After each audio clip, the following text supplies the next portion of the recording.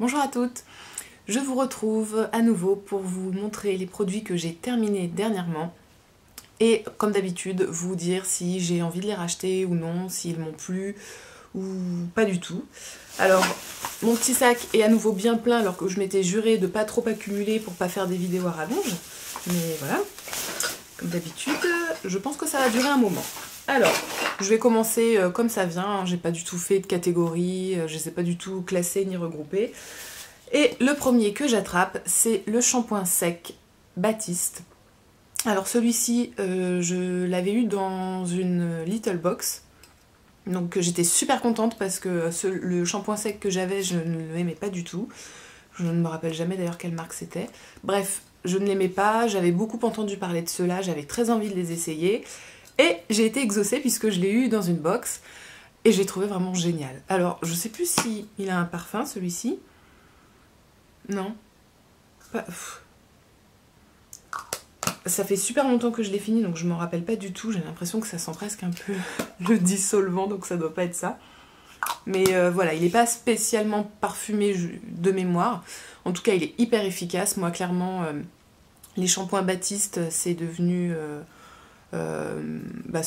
ceux que je préfère et dont je me sers régulièrement parce que ça me fait gagner un jour de shampoing.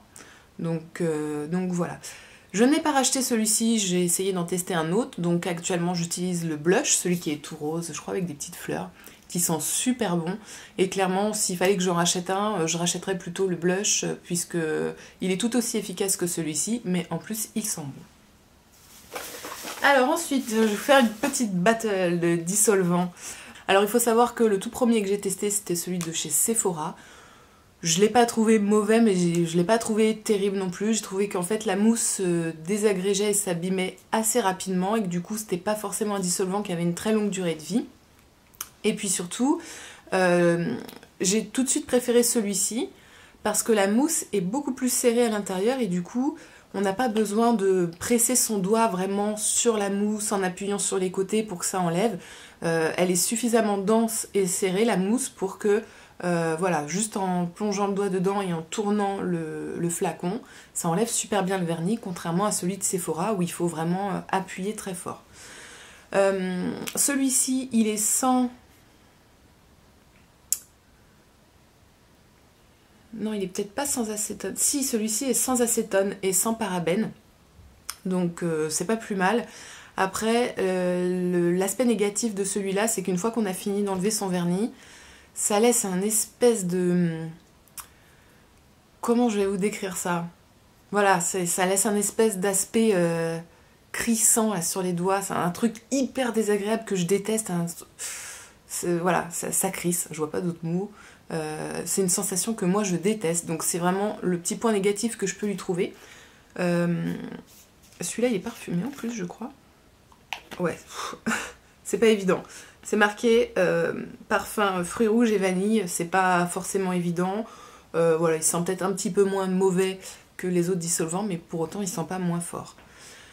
J'ai voulu lui trouver une alternative, peut-être un poil moins cher, c'est celui de chez Auchan. J'ai pas précisé, celui-ci c'était Bourjois. Alors celui de chez Auchan, finalement, alors il a pas de parfum je crois. Voilà, il sent très fort, enfin il sent le dissolvant. Pour moi, il est très peu différent du Sephora. Donc voilà, il est efficace. J'ai plus aucune idée des prix parce que ça fait vraiment longtemps que je les ai achetés. Et je crois que celui-ci doit tourner entre 5 et 7 euros. Alors ça fait une marge. Je sais plus. C'est peut-être celui-ci le plus cher des trois. Le Sephora, je crois que c'est autour des peut-être 5 euros. Je ne me rappelle plus. Et le Auchan, je n'ai plus du tout aucune idée du prix. Bref. Voilà, pour moi celui-ci s'apparente beaucoup au Sephora. Donc mon préféré parmi les trois, c'est nettement celui de chez Bourjois que j'ai racheté depuis. Voilà, simplement, j'aimerais qu'ils arrivent à trouver une alternative effectivement au dissolvant, certes sans acétone, mais avec cette sensation absolument désagréable à la fin qui gâche un peu tout. Mais sinon, hyper efficace. Il a une durée de vie un petit peu supérieure aux deux autres. Donc voilà, définitivement, le dissolvant 1 seconde de chez Bourjois. J'ai terminé ensuite, alors là, je vais même pas m'étendre là-dessus, le déodorant de chez Alverde que j'avais acheté donc quand j'étais allée en Allemagne à Berlin. Quand j'ai eu ma folie hystérique, j'étais rentrée dans tous les magasins DM que je trouvais pour essayer de dénicher des trucs sympas. Donc il faut savoir que Alverde c'est la marque bio de chez DM. Et alors comment dire, le seul truc qui est bien dans ce déo c'est l'odeur. Et il y a une espèce d'odeur très atypique. C'est marqué là-dessus aloe vera. Effectivement c'est une odeur un peu... je peux même pas la décrire. Elle est vraiment hyper spéciale. Moi, je l'ai adorée, cette odeur. Maintenant, c'est tout ce qu'il a pour lui. Hein. C'est marqué déodorant 24 heures. Le reste, je ne vous en dirai pas plus parce que c'est en allemand. Simplement, ce que je comprends, c'est qu'il n'a pas de chloride d'aluminium. Donc, déodorant bio, sans aluminium, on peut se dire c'est pas mal. L'odeur sympa. Mais en fait, il est totalement inefficace. C'est-à-dire que on le met... Et même si on n'a pas tendance à transpirer comme une folle toute la journée, assez vite en fait on se met à sentir parce qu'il n'a aucune espèce d'efficacité. Donc ce truc là ne mérite même pas que j'en parle davantage. De toute façon je ne suis pas prête de le racheter puisque DM ne se trouve qu'en Allemagne il me semble. Mais voilà, c'était nullissime. J'ai terminé la toute première huile pour cheveux que j'avais achetée, qui était l'huile extraordinaire de chez L'Oréal. Alors celle-ci c'est celle pour cheveux colorés. Je l'avais trouvée vraiment super bien. Elle avait une petite odeur aussi... Bon on sent plus rien. Elle avait une petite odeur assez spéciale. Mais ouais un petit peu... presque un petit peu comme un parfum finalement. C'est ni sucré, ni fleuri, ni frais. C'est ouais, comme un petit parfum. Enfin j'avais adoré l'odeur. Je l'avais trouvée plutôt efficace. Elle était pas mal. Elle m'a duré vraiment très longtemps. Maintenant, je ne l'ai pas racheté parce que j'ai eu envie d'essayer d'autres marques et je suis tombée complètement amoureuse de l'huile de chez Moroccan Oil qui me dure aussi vraiment, enfin je l'ai depuis des mois et des mois et des mois et j'en suis même pas à la moitié et qui a une odeur qui est encore meilleure que celle-ci donc voilà, mais c'était un très bon produit et j'en ai été très contente. Toujours chez L'Oréal, tiens, tant qu'on y est, j'ai terminé cette mignonne petite bouteille toute rose de shampoing. Je ne dirais pas que je l'ai achetée pour la bouteille, mais franchement presque. Voilà, elle est toute petite la bouteille, elle est trop belle, voilà, je la trouve trop belle. Bon, oui, j'aime le rose. Donc c'est un shampoing Lumino Contrast, shampoing éclat pour les cheveux méchés. Franchement, je l'ai trouvé super bien, je me souviens plus de l'odeur. Ouais, ils sont bons. Super. Ils sont bons. Une odeur presque un peu de... J'allais dire de bonbons, non en fait. Je ne l'ai pas racheté parce que j'ai eu envie de tester d'autres marques, d'autres choses. Mais très franchement, je pense que quand j'en aurai fini avec ce que je suis en train de tester, si je ne le rachète pas, je me retournerai vers celui-ci parce que je l'avais trouvé vraiment bien. Après... je me souviens plus du prix, mais c'est vrai que ça reste un peu cher, je trouve, pour du shampoing. Parce que les cheveux, on se les lave quand même très régulièrement, plusieurs fois par semaine. Et mettre, je crois que j'ai dû payer pas loin de 10 € la bouteille. Et encore 10 €, c'est je sais plus où je l'avais acheté, mais je l'ai trouvé bien plus cher dans d'autres boutiques. Voilà, je trouve que mettre ce prix-là dans un shampoing, même s'il est très bien, je trouve ça un peu dommage quand même. Mais voilà, j'étais quand même très contente de l'utiliser.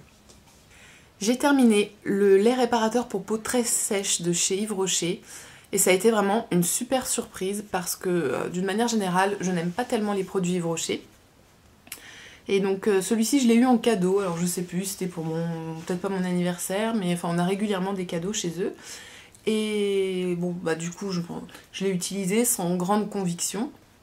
Et en fait ça a été vraiment une très agréable surprise parce qu'il est vraiment très hydratant, il laisse la peau toute douce et il a une odeur que j'aime beaucoup. Donc franchement celui-ci, eh ben, je ne dis pas que je ne le rachèterai pas parce que très honnêtement j'ai vraiment été très agréablement surprise. J'ai terminé mon soin Aquasource de nuit de chez Biotherm.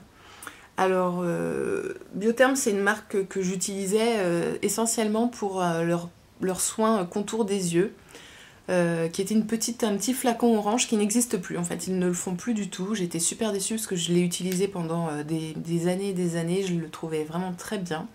Ils l'ont remplacé par un autre qui ne m'a pas séduite du tout. Et du coup, pour essayer quand même de rester un petit peu dans cette marque que j'appréciais, j'ai testé l'Aquasource. Donc c'est un soin pour la nuit, un soin hydratant qui est plutôt sous forme de gelée, d'une couleur bleue. Et je la décrirais plutôt comme une espèce de gelée sorbet. Alors je ne l'ai pas racheté parce que c'est vrai que d'une manière générale, les produits de soins pour le visage sont des produits qui durent très longtemps. On n'en met pas beaucoup, on en met la valeur d'un petit poids, et même si on s'en sert tous les jours, ce sont des contenances qui ont une assez longue durée. Je sais pas si ça se dit vraiment là ce que je suis en train de dire. Ces produits ont des contenances qui vous tiennent plusieurs mois. Enfin moi en tout cas, je l'ai même gardé plus d'1 an je pense.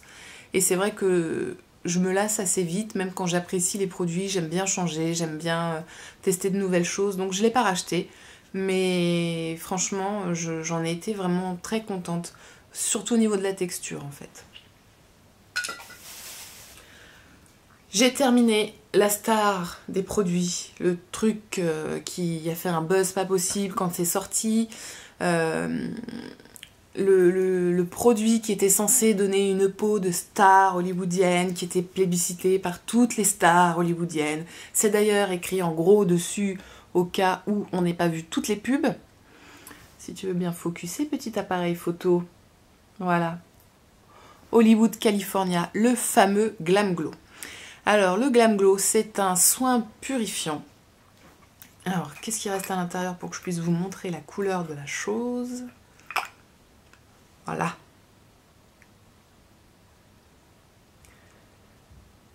C'était donc un soin couleur pétrole. Couleur gris, où on n'a pas vraiment envie de s'en servir, en fait. Je l'ai acheté parce que j'ai entendu une pub incroyable là-dessus et surtout j'ai entendu et j'ai lu sur internet que des avis ultra favorables. C'était genre le truc qu'il fallait avoir dans son armoire de toilette et qui allait vous sauver la peau, qui allait surtout vous réduire les pores, vous lisser un petit peu le grain de peau, etc. Un truc génial. Alors effectivement, je me suis dit, waouh, un truc qui réduit les pores, vachement intéressant, surtout si ça a l'air de fonctionner, surtout si les avis sont un petit peu unanimes. Bon, bah moi en fait, je n'ai vu aucune amélioration, je n'ai vu aucun changement, j'ai eu l'impression de mettre... Alors, je veux pas dire de bêtises, mais je crois que c'est entre 40 et 50 euros cette petite chose. J'ai eu l'impression de mettre mon argent par les fenêtres en fait. Alors voilà, je ne dis pas que c'est un mauvais produit, peut-être que sur d'autres personnes ça a effectivement très bien fonctionné. Moi, je n'ai absolument observé aucune amélioration, aucun changement, aucune différence. Voilà.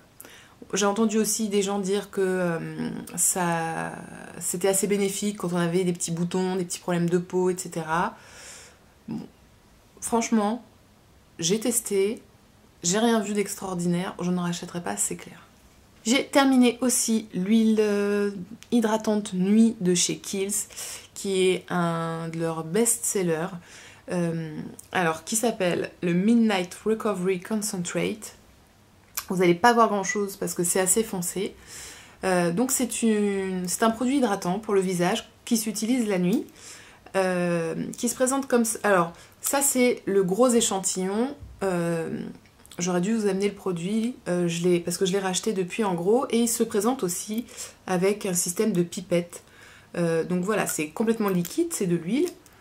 Ça sent bon les plantes, ça sent vraiment super bon. On s'en met une petite goutte dans le creux de la main. On frotte les deux mains l'une contre l'autre et on vient se tapoter le visage comme ça pour l'hydrater. Et j'ai été vraiment séduite en fait par l'ensemble. C'est-à-dire que j'ai été séduite par le fait que ce soit une huile et qu'on peut être un peu réticent parfois à s'appliquer de l'huile sur le visage parce qu'on aurait tendance à se dire mon Dieu, mais en fait je vais avoir la peau super grasse, je vais briller, alors que pas du tout.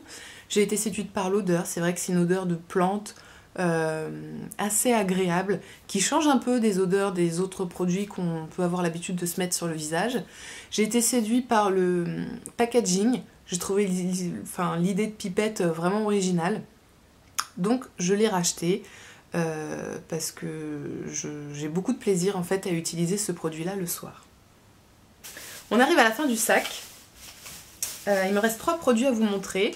Alors je vais vous montrer celui-ci qui est, je ne connais même pas cette marque en fait. Et je ne vais même pas essayer de la prononcer, donc je vous laisse regarder ça. Voilà. Donc c'était un soin corporel, folie stimulante, un lait hydratant en fait. Enfin c'était un petit peu plus dense qu'un lait, mais c'était pas du tout une crème hydratante. Encore que, ça fait longtemps que je l'ai fini, je me rappelle même plus. Si c'est plus, oh bah tiens, il en reste un peu. Si c'était plus une consistance de crème que de lait. Alors, c'est un produit que j'ai dû avoir dans une box certainement parce que je ne l'ai pas acheté. Je ne l'ai pas aimé parce qu'en fait j'ai pas aimé l'odeur. Sinon en soi c'était plutôt assez efficace. C'était très hydratant, ça pénétrait bien dans la peau, ça laissait pas de fini gras sur la peau. Simplement je n'ai pas aimé l'odeur parce que c'est un peu citronné.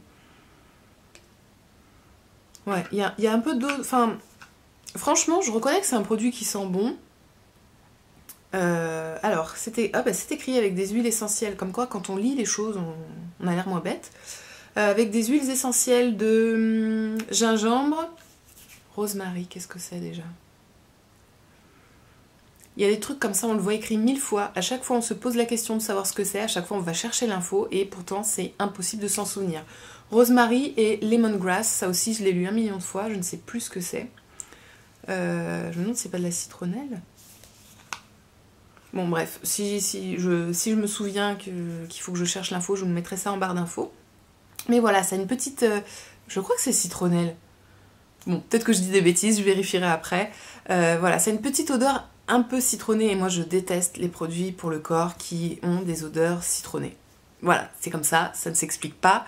Donc j'ai pas eu de plaisir à me servir de ce produit-là, mais je reconnais que c'est un bon produit et que l'odeur est sympa, en fait, si on aime. Donc je ne rachèterai pas. Et pour finir, j'ai terminé 2 mascaras. 2 mascaras que j'aimais beaucoup. Alors, le premier, c'est un mascara de chez Bourjois, le Beautiful Volume, et que j'ai acheté, mais il y a à peu près 1000 ans, en fait. À tel point que je ne sais même pas s'il existe encore, s'il se fait encore. J'espère que oui, parce que c'était vraiment un mascara que j'ai adoré. Et puis pour le coup, je sais qu'il ne faut pas les garder très longtemps hein, dessus. Qu'est-ce qui est marqué? 6 mois. Ça fait des années que je l'ai, ça fait des années que je m'en sers. Et donc il a vraiment une très très longue durée de vie. Il a une grosse brosse. Et finalement, je m'aperçois qu'avec toutes les formes de brosse et les matières de picot qu'ils ont pu sortir et inventer, mes préférés, ça reste quand même les grosses brosses à l'ancienne, quoi. Donc voilà, il est très bien. Il donne pas mal de volume, il donne pas mal de longueur, il fait pas de paquet, il sépare bien les cils. Franchement, j'en ai été vraiment très contente. Et donc en plus, il dure très longtemps. Je ne l'ai pas racheté parce que du coup j'ai testé d'autres choses entre temps et puis bah, j'ai encore mes anciens qui me durent longtemps aussi. Et j'ai fini ce très controversé mascara de chez Benefit, le Zero Real. Alors très controversé pourquoi? Parce qu'en fait je l'ai adoré, je l'ai détesté, je l'ai re-adoré et je suis restée sur une note de joie intense. Donc je peux dire au jour d'aujourd'hui que j'adore ce mascara. Mais effectivement, il y a eu toute une période où en fait je ne l'ai plus aimé. Je trouvais qu'il servait à rien, qu'il faisait pas grand chose, que ça ne donnait pas de longueur, que ça ne donnait pas de volume, que ça n'épaississait pas les cils, qu'il servait à rien. Voilà, allez savoir. Hein. Alors c'est une brosse qui est assez grosse aussi et qui a un embout en fait tout arrondi de petits picots. Bon. Je vais pas vous faire l'apologie pendant 107 ans parce que c'est un mascara qui a eu quand même un très grand succès, qui reste un des produits phares de chez Benefit. Je ne l'ai pas encore racheté, mais très sincèrement je pense qu'à terme je finirai par le racheter aussi parce que c'est une valeur sûre en fait. Voilà pour les produits que j'ai terminés. Cette vidéo s'achève donc. J'espère que ça vous a plu. J'espère que mon avis sur ces différents produits aura pu vous éclairer ou vous donner envie de les tester ou non. Et je vous dis à très vite pour une prochaine vidéo. Ciao ciao!